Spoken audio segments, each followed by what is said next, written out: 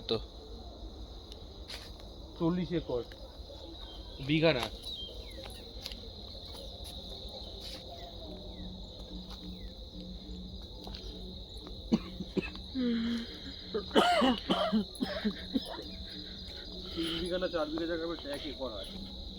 হ্যাঁ, তুই কি বলছিলিস? কত জায়গায় জমি ছিল বলছিলিস? জঙ্গল সাফারি করতে করতে আজকে আমরা একটা জায়গায় এসে পৌঁছেছি। চলো তোমাদেরকে দেখাই, জায়গাটা পুরো কমপ্লিট। আর এই মানুষটা বিড়ি খেতে খেতে, দেখতে পাচ্ছ? চলো জঙ্গলটা পুরো তোমাদেরকে ঘুরে দেখাই যে কিরকম কি জঙ্গল। চলো, পুরো একদম মানে ঘন জঙ্গল, মানে এদিক ওদিক থেকে না, ভালো জঙ্গলটা। এখান থেকে একটা ভিউ দেখবো, তোমাদেরকে দেখাবো। এ দেখো, এখান থেকে একটা ভিউ দেখো, ভিউটা দেখো, বুঝতে পারছো না? এ দেখো ভিউটা দেখো, জাস্ট অসাধারণ, অসাধারণ ভিউ। এই কিছু বল, কি বলছিলিস? কি বলছিস বল। হ্যাঁ, অসাধারণ একটা ফিলিংস লাগছে। হ্যাঁ, ওরও দেখেছো অসাধারণ ফিলিংস লাগছে। তো একদম সন্ধেবেলাটা পৌঁছেছি।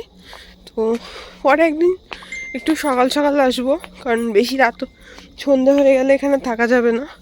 তো চলো এবার আমরা এখান থেকে চলে যাব। জায়গাটা ভীষণ সুন্দর। তো চলো, মানে হাঁটতে হাঁটতে পা ব্যথা হয়ে গেল, বাট সৌন্দর্য শেষ হচ্ছে না, এত সুন্দর। আর গাছপালার, সত্যি বলছি, এই প্রাকৃতিক একটা ভীষণ, কি বল বল কি বলছিস? দাঁড়া দাঁড়া দাঁড়া 1 মিনিট। তো এবার হচ্ছে গিয়ে আমাকে এখন বাইকে বসে পড়বো, কারণ আর হেঁটে যেতে পারছি না। এবার হেঁটে চলো বাইকে করে তোমাদেরকে দেখাই ভেতরটা কিরকম। চলো ভেতর,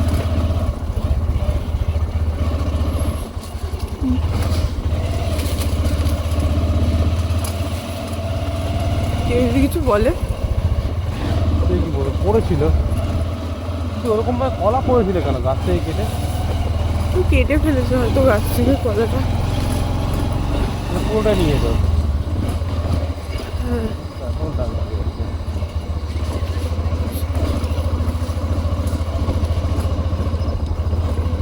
বেশি ভেতরে ঢোকেনি তো, ওই জন্য ঠিক আছে। ব্যাস,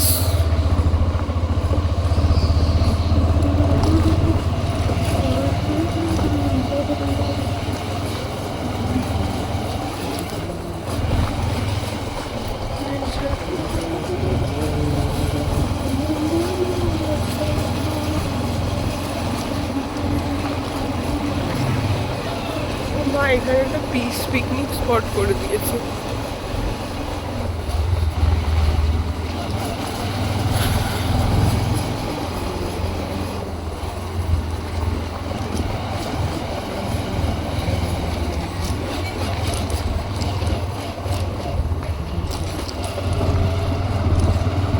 এবার একটু মেন রাস্তায় চলে